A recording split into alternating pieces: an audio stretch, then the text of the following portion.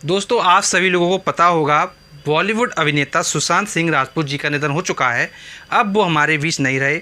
उन्होंने मुंबई में अपने फ्लैट में फांसी लगाकर आत्महत्या कर ली।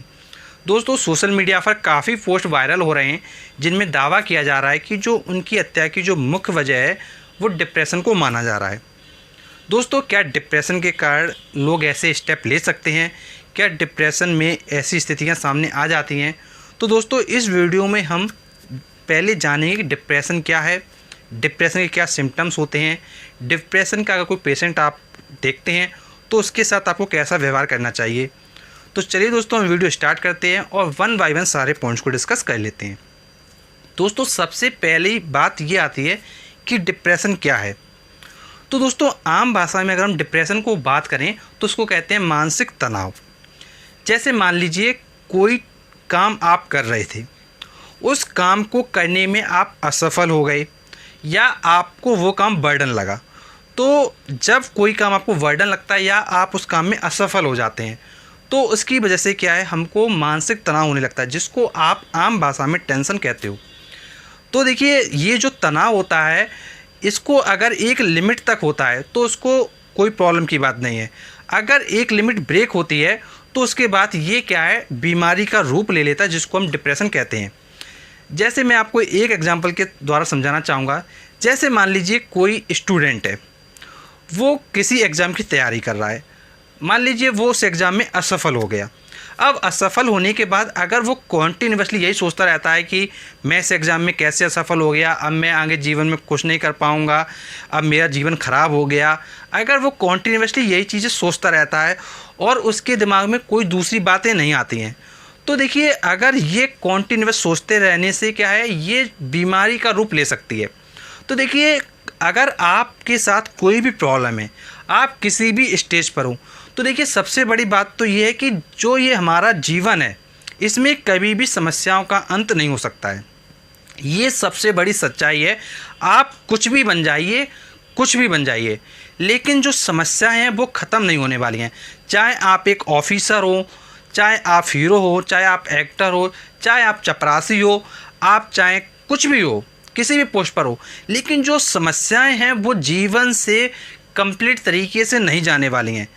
और दोस्तों, मैं आपको बताना चाहूँगा, जब कोई पर्सन बहुत ज़्यादा सोचता है किसी चीज़ को लेके तो फिर वो बीमारी का रूप ले लेती है और उसी को ही हम डिप्रेशन कह देते हैं।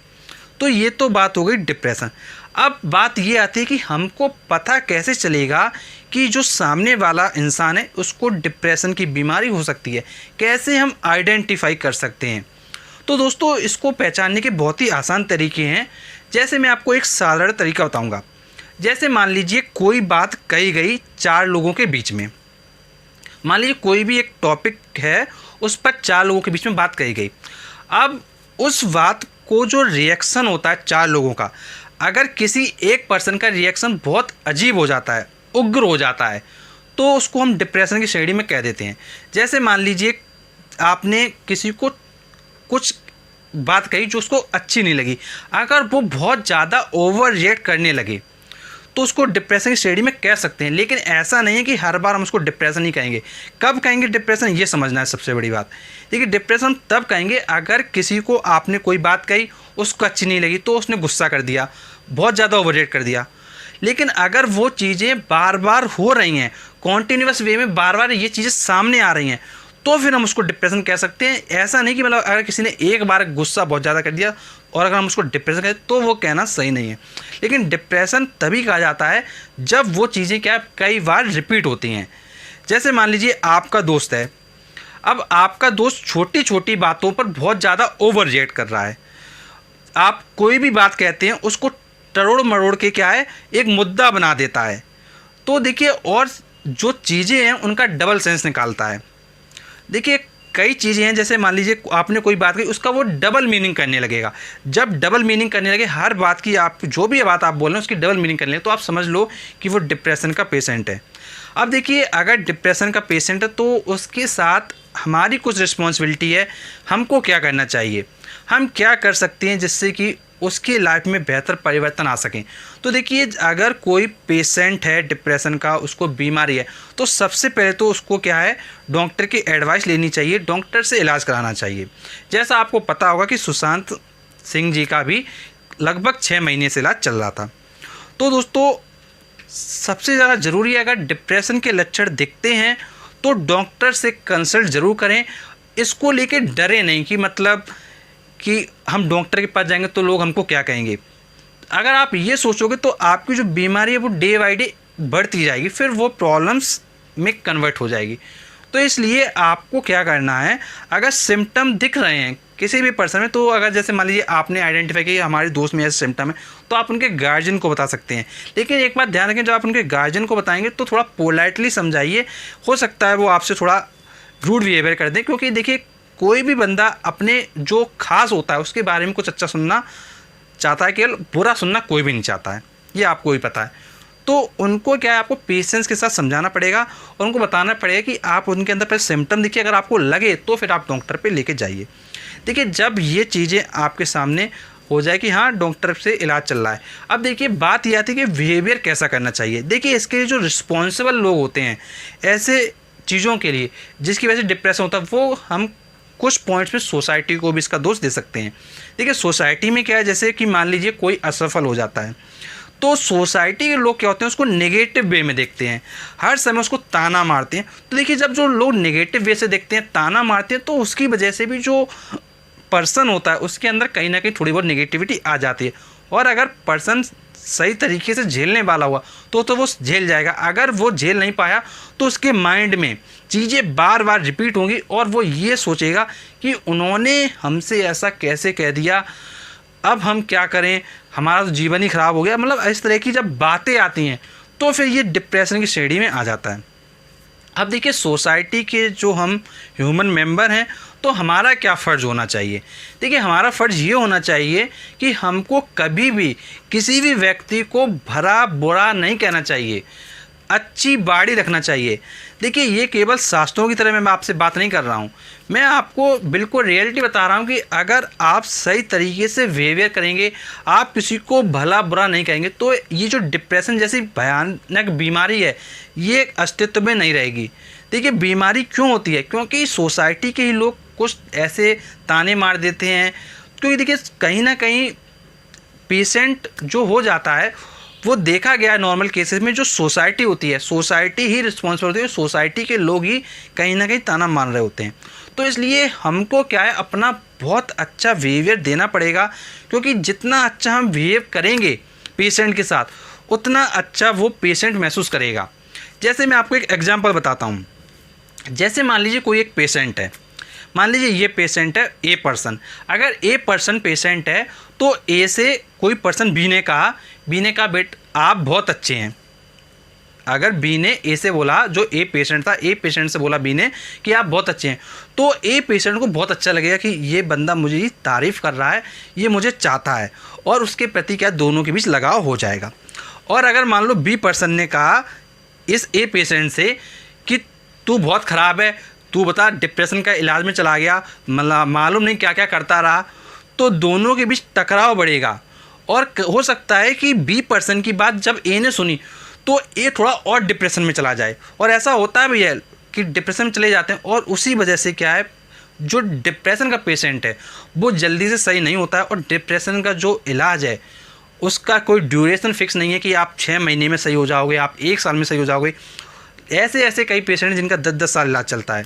और दोस्तों, ये जो डिप्रेशन की बीमारी है ये किसी भी उम्र पर हो सकती है। सबसे बड़ी बात, ऐसा कोई ज़रूरी नहीं कि आपकी उम्र कम है तभी बीमारी होगी, आपकी उम्र ज़्यादा है तभी बीमारी होगी। इसीलिए देखिए, कहा जाता है कि घर में अच्छे से रहिए, अपने माँ बाप से अच्छे से बोलिए, अपने फैमिली मेम्बर से अच्छे से बोलिए, अपने रिश्तेदारों से अच्छे से बोलिए। ये क्यों कहा जाता है, इसका मेन कारण ये है कि लोगों को कभी भी आपकी वजह से तनाव ना हो, इसलिए ऐसा कहा जाता है। अगर ये चीज़ें अगर आप लोग समझ लेते हो तो डेफिनेटली जो हमारे सोसाइटी में जो डिप्रेशन की समस्या है वो ख़त्म हो जाएगी। और जो गलत कदम उठा लेते हैं लोग डिप्रेशन में आकर, तो देखिए उनको एक्चुअल में पता नहीं होता है कि मतलब वो क्या कदम उठाने जा रहे हैं। उनको क्या है कि जो रियलिटी होती है वो सही तरीके से वो महसूस नहीं कर पाते हैं। उनको ये लग रहा होता है डिप्रेशन में आने के बाद कि जीवन यहाँ पर अंत हो चुका है, जीवन में आगे कुछ भी अच्छा होने वाला नहीं है। वो अकेलापन महसूस करते हैं, वो अकेले रहने लगते हैं। ऐसे मैंने कई पेशेंट देखे, मैं आपको अपने व्यक्तिगत अनुभव के आधार पर बता रहा हूँ कि वो लोग अकेलापन बहुत ज़्यादा महसूस करते हैं। उनको ये लगता है कि उनको चाहने वाला कोई नहीं है। तो जो डिप्रेशन का पेशेंट है उसकी सबसे बड़ी नीड ये है कि उसको कोई चाहे का मतलब है कि उसको कोई अच्छा बोले, ये नहीं कि आप नेगेटिव बोलो। अगर कोई पर्सन डिप्रेशन का पेशेंट अगर हो भी गया है, जैसे मैंने आपको बताया था, ए पर्सन अगर पेशेंट है और अगर भी उसको कुछ नेगेटिव बोल रहा है तो फिर उसकी बीमारी ख़त्म नहीं होगी, और अगर उसको पॉजिटिव बोल रहा है तो उसकी बीमारी ख़त्म होने के चांसेस हैं। तो आपको बीमारी ख़त्म करने की तरफ हाथ बढ़ाना चाहिए दोस्तों, क्योंकि जो पेशेंट होता है उस पर क्या बीत रही होती है वो आप नहीं समझ सकते हो। अगर आपको समझना है तो आप एक पेशेंट की दृष्टिकोण से सोचिए और साथ ही साथ उस डॉक्टर से पूछिए जिससे इलाज चल रहा है, वो आपको सही तरीके से गाइड कर देगा। क्योंकि डॉक्टर से मैं मिला, मैंने कई पेशेंट भी देखे, तो ये जो बीमारी है बहुत अजीब है और ये जो बीमारी है काफ़ी ख़तरनाक है, क्योंकि इसमें पेशेंट बहुत ज़्यादा परेशान होता है। दोस्तों आई होप आपके लिए वीडियो बहुत ही हेल्पफुल रहा होगा। दोस्तों प्लीज़ इस वीडियो को उन लोगों तक शेयर कीजिए जो काफ़ी टेंशन लेते हैं और अपने जीवन में काफ़ी गलत स्टेप को उठा ले जाते हैं।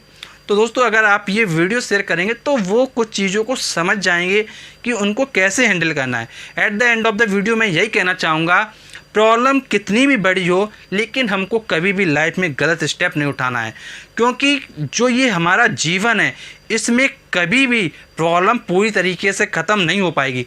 जैसे मैं आपको एक छोटा सा एग्जांपल के द्वारा समझाना चाहूँगा वीडियो ख़त्म होने से पहले, कि जैसे मान लीजिए आप जब स्टूडेंट हैं तो आप स्टूडेंट लाइफ में स्ट्रगल कर रहे होते हैं, आप पढ़ रहे होते हैं, फिर इसके बाद आपकी शादी वगैरह होती है, फिर शादी के बाद बीवी की जिम्मेदारी आती है, फिर उसके बाद बच्चे होते हैं, आपके बच्चे की रिस्पॉन्सिबिलिटी आती है। तो देखिए जो आपका जीवन है इसमें कहीं ना कहीं रिस्पॉन्सिबिलिटी तो है ही हमेशा। स्टूडेंट के फॉर्म में रिस्पॉन्सिबिलिटी आई पहले, फिर आपकी शादी होगी, फिर रिस्पॉन्सिबिलिटी आई, आपके बच्चे हो गए उनकी रिस्पॉन्सिबिलिटी आ गई, फिर बच्चों की पढ़ाई आई तो उनकी रिस्पॉन्सिबिलिटी आ गई, फिर बच्चों की जॉब लगेगी फिर उसकी रिस्पॉन्सिबिलिटी आएगी। और अगर आप केवल ये सोचते रहेंगे कि मतलब यार कठिनाइयाँ जीवन में ख़त्म हो जाएंगी, तो देखिए ख़त्म कुछ नहीं होने वाला है। क्योंकि हो सकता है आप अच्छा अचीव कर ले जाएं, लेकिन आपको अपने बच्चों के लिए भी मेहनत करना पड़ेगा। तो मेहनत तो ओवरऑल आपको करनी ही है। और जो समस्याएँ हैं वो जीवन से अगर आप ये सोच रहे हो कि पूरी तरीके से जाएंगी तो बिल्कुल नहीं जाने वाली हैं। और आपने दोस्तों देखा होगा कि कई लोग हैं जो मोटिवेशनल वीडियो बनाते हैं।